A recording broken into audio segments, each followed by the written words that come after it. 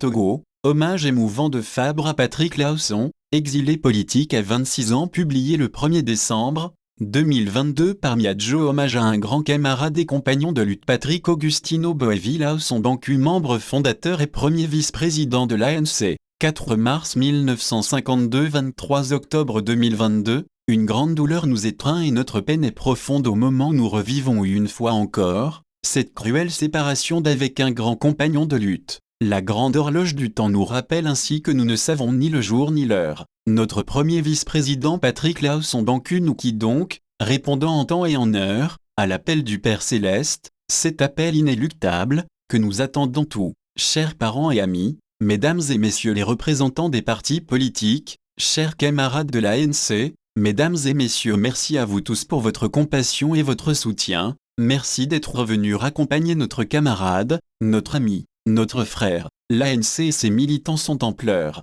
Nous avons tous très mal. Elle est donc particulièrement lourde, la charge qui m'incombe, de dire devant ce cercueil, au nom de tous les camarades du parti, un dernier adieu au vice-président Patrick Boévi Laosson Bancu. L'ANC et tous les combattants de la liberté perdent en effet un des leurs, un compagnon de lutte de la première heure, un grand homme, un patriote avéré, un militant résolument engagé dans la lutte contemporaine de libération de notre pays, un vrai pionnier de la lutte pour l'instauration de l'état de droit, de la démocratie et de la bonne gouvernance au Togo. Il aura été de tous les combats pour l'affranchissement de notre pays, du joug de la dictature. Ardent défenseur de la conquête démocratique du pouvoir, Patrick Laosson Bancu aura été au cœur de tous les combats contemporains de la Blood. Patrick, comme nous l'appelons familièrement, a pris part avec dévouement, courage et loyauté, mais aussi avec dignité, détermination et générosité, à la longue lutte qui mène vers la justice et la liberté, vers le développement et le progrès social du Togo. Compagnie fondateur et coordonnateur général du mouvement togolais pour la démocratie,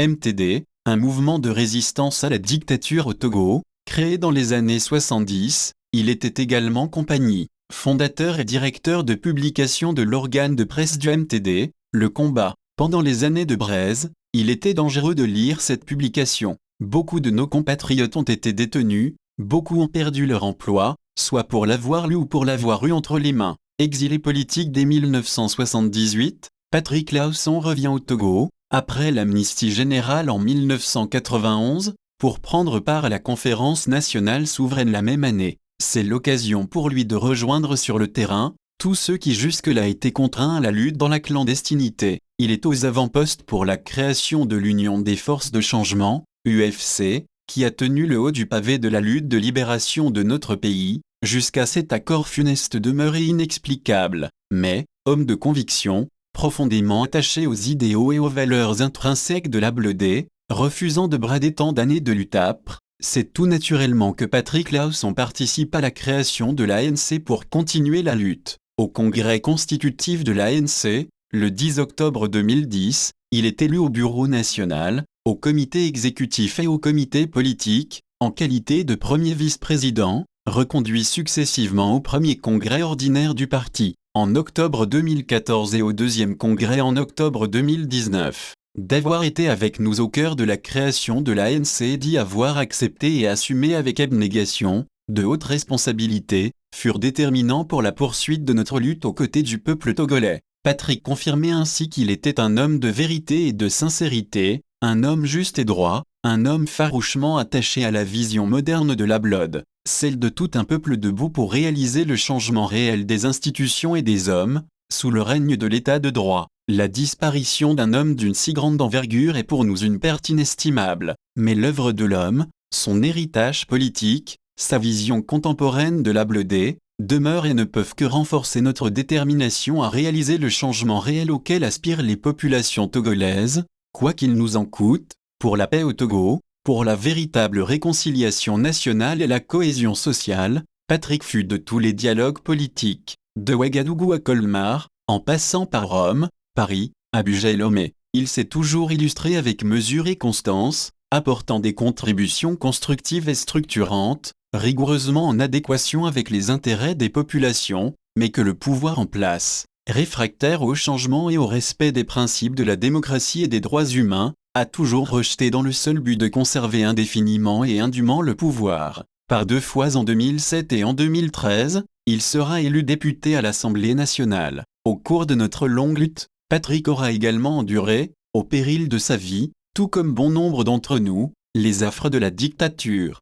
les brimades, la violence politique, l'arbitraire et les humiliations. Patrick et moi avions régulièrement fait l'objet d'arrestations arbitraires et d'incarcérations à la Sûreté nationale, au commissariat de police ou à la gendarmerie. Nous avons été ces 30 dernières années, des compagnons de misère, un duo téméraire aux mains nues, malmené impunément, comme tant d'autres, par le système répressif du parti-État. Quelques illustrations. Le 5 mai 1992, Patrick a échappé miraculeusement à la mort à Soudou, préfecture d'Assouli, lorsque le convoi de l'UFC dont il faisait partie, a été attaqué à l'arme de guerre, par un commando des forces armées togolaises FAT, dirigé, selon le rapport de la Fédération internationale des ligues des droits de l'homme, FIDH, par le capitaine Ernest Gnassingbé, fils du chef de l'État de l'époque, Gnassingbé Yadema. Le bilan de cet attentat est effroyable, 4 morts, dont le docteur Marc Atidépé et 4 blessés graves dont le président de l'UFC, qui sera exfiltré et transporté dans des conditions rocambolesques au nord du Bénin où il a pris l'avion personnel du président Houphouët-Boigny pour Paris. Il s'en sortira après un long séjour hospitalier. Le 16 août 1998, c'est un détachement des FAT qui prend d'assaut le domicile de Patrick. Notre vice-président n'a la vie sauf qu'en escaladant le mur mitoyen pour se réfugier dans la maison du voisin, aidé par notre fidèle Apollinaire qui se trouvait sur les lieux ce jour, là et qui a dû emprunter la même voie pour échapper aux assaillants. Malheureusement pour les 2 fugitifs, le mur mitoyen était haut et sécurisé par des tessons de bouteilles qui ont lacéré le thorax et l'abdomen de Patrick ainsi que les bras de son compagnon d'infortune. Les 2 s'en tireront avec de nombreux points de suture. Tout dans la maison de Patrick a été saccagé, vandalisé ou emporté, véhicules, meubles, argenterie, hi-fi, télé, électroménager, ainsi que les pièces d'identité et autres documents. C'est le général Seyi Memen, alors ministre de l'Intérieur, qui, quelques semaines plus tard, fera restituer les papiers d'identité par la gendarmerie. Je dois rappeler qu'avant l'attaque du domicile de Patrick ce jour-là, ma propre maison, puis celle d'Amagna Singbe, ont été prises d'assaut, à l'automitrailleuse et à la roquette, avec des dégâts matériels considérables. Courant 2000, une délégation de l'UFC en tournée dans la région de la Kara se rend à Guérin-Kouka, préfecture de Dangpan. Cette délégation est composée de Patrick Laosson, deuxième vice-président, Jean-Pierre Fabre, secrétaire général, Adrien Alassane Bozinambo président fédéral Tchaoudjo et Mema Moumouni, vice-président fédéral Tchaoudjo, ancien député Katelu à Kabou, Bassar, en 1958. Sur le chemin du retour, la délégation est interceptée à Kabou, par les forces de défense et de sécurité et conduite à la gendarmerie de Kara, sans aucune explication. Elle ne fut libérée qu'après 5 heures de détention, lorsque, alerté en pleine réunion du comité de suivi de l'accord-cadre de Lomé, ACL, le premier vice-président Akitani Boba a menacé de se retirer et d'organiser une conférence de presse pour informer l'opinion et dénoncer cet abus contraire à l'esprit de l'ACL. Le 2 juin 2003, vers 8 heures du matin, Patrick et moi avons été kidnappés sur l'avenue de Douibourg, alors que nous nous rendions chez Léopold Gninvavi pour discuter du scrutin présidentiel de la veille. Nous sommes menottés et conduits à la Sûreté nationale où nous restons détenus toute la journée, privés d'eau et de nourriture, avant d'être présentés, toujours menottés, vers 22 heures, au juge d'instruction qui nous inculpe pour trouble à l'ordre public, avant de nous libérer. Naturellement, nous n'avons jamais été jugés, tout comme les inculpés que nous sommes depuis bientôt 10 ans dans l'affaire des incendies des marchés de Lomé et de Kara. En novembre 2010, au comble d'une volonté manifeste d'arbitraire et d'humiliation, le député des Lacs Patrick Laosson Bancu et 8 de ses collègues,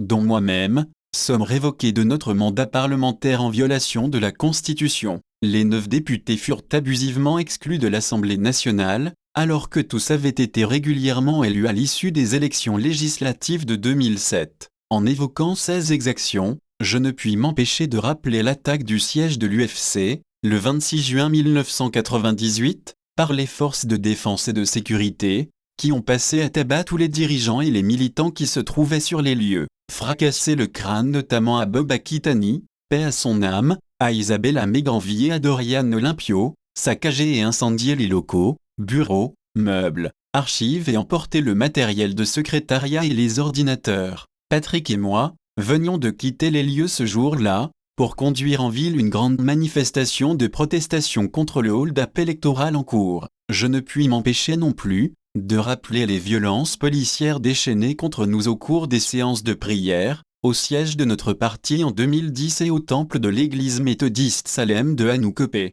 De même que les violences policières déployées pour empêcher la tenue du congrès devant entériner la sanction pour faute lourde décidée à l'encontre du leader de l'UFC, après son acte solitaire d'abdication. Chers parents et amis, mesdames, messieurs, toutes ces évocations et rappels, pour vous dire le caractère hostile, dangereux voire mortel de l'environnement dans lequel les dirigeants de l'ANC y compris Patrick Laosson-Bancu, ont mené à ce jour la lutte de libération de notre pays. Il fallait avoir du courage et de la ténacité, il fallait faire preuve d'audace, il fallait avoir un sens élevé de l'abnégation voire du sacrifice. Voilà pourquoi il était malvenu, indécent et malhonnête, de tenter de jeter l'opprobre sur la réputation des premiers responsables de l'ANC dont Patrick Laosson-Bancu, en les traitant de Judas et de corrompus, de mettre en cause, par le mensonge et le dénigrement, la dignité, la sincérité et l'intégrité de l'ANC et de ses dirigeants, qui mènent une lutte acharnée,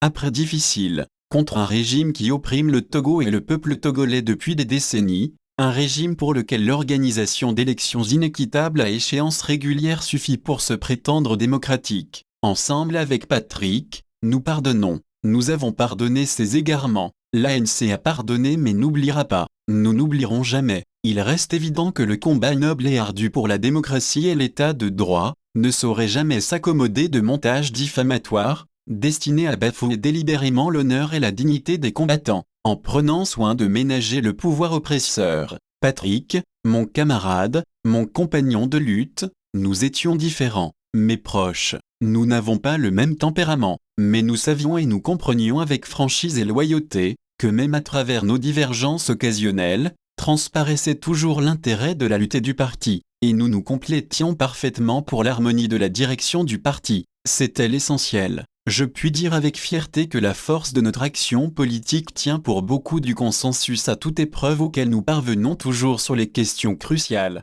Et voilà que tu nous quittes, comme au milieu du gué. Mais je t'entends nous réaffirmer que notre vraie force est la vision indélébile et inaltérable de l'Ablodé qu'ont légué les pères de l'indépendance et fondateurs de la nation togolaise. Oui, l'ANC se rassure et se réconforte à l'idée qu'aujourd'hui encore tant de compatriotes ont foi en cette vision et la soutiennent fermement. Ils sont également et ils font également notre force. Oui, cher Patrick, je les vois ici, rassemblés en grand nombre autour de ta dépouille mortelle. Ils sont venus nombreux te dire un dernier adieu et prier pour que Dieu Tout-Puissant t'accueille dans son royaume de lumière et t'accorde le repos éternel. Ils sont venus en grand nombre te témoigner leur affection et te dire combien tu comptais pour nous au sein de ce parti dont tu es membre fondateur. En leur nom à tous, y compris au nom de ceux qui n'ont pu faire le déplacement, je m'incline avec déférence devant ton cercueil. Nous saluons ta loyauté, ton courage, ta sagesse, ton sens élevé de l'honneur, de la dignité, de l'intégrité et de l'amour de la patrie.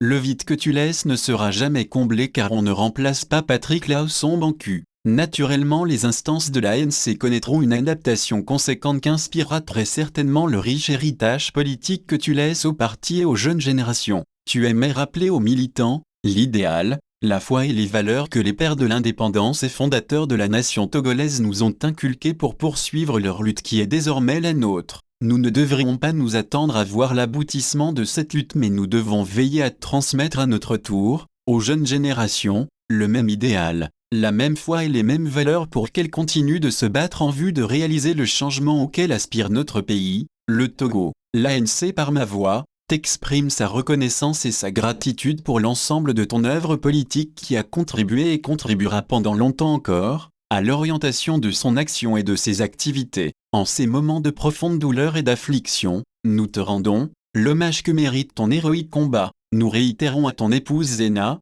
à tes enfants Rodney et Junior, à tes sœurs et frères, ainsi qu'à toutes les familles, Laosson et de Souza, nos sincères condoléances. Puis-je me permettre d'associer à cet hommage, tes camarades tombés hier, le vice-président Abdou Kerim Agrignan de Tchaoudjo, le conseiller spécial Crosby Kist, le conseiller chargé de mission Marcus Kodjo, le conseiller maire des Lacs 3 Claude Miquem, tous les présidents fédéraux et les militantes et militants emportés au cours des dernières années. Adieu à toi Patrick, adieu à toi camarades et compagnons de lutte. Au nom du parti, au nom de tes camarades, je t'adresse pour la dernière fois le salut patriotique des pères de l'indépendance et fondateurs de la nation togolaise, en te disant, Patrick, Ablod MLIGO, vice-président Patrick Laosson Bancu, Ablod GBADJA. Je vous remercie. Lomé, le 26 novembre 2022, le président national de l'ANC, Jean-Pierre Fabre.